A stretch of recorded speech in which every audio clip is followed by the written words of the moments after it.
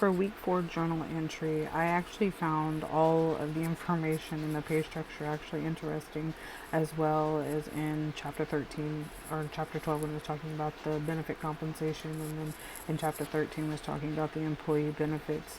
One thing that I actually stuck with me is on in chapter 13 on page 594 to 595. It's talking about the staffing responses to control benefit cost growth.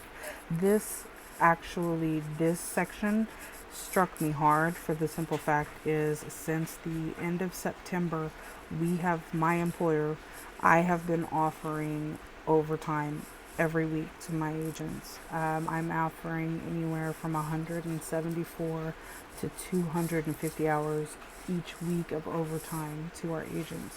Yes, we do have a large amount of agents. We don't have enough agents, in my honest opinion.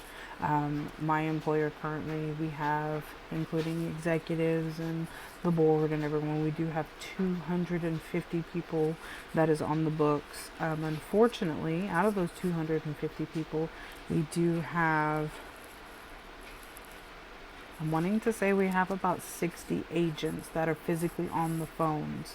Everyone else is either having to do with team leads or their management or directors or workforce or payroll, things of that nature.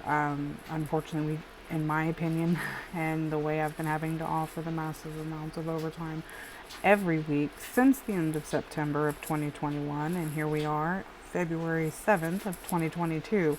So for the last 5 months, I have been offering overtime every week.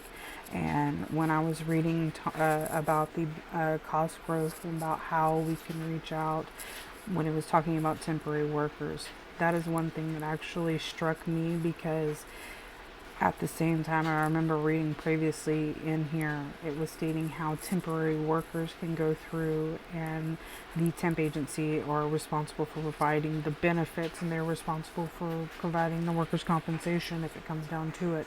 The only thing that the original organization is required to do is to pay the temporary agency on behalf of the member they are sending to help us out.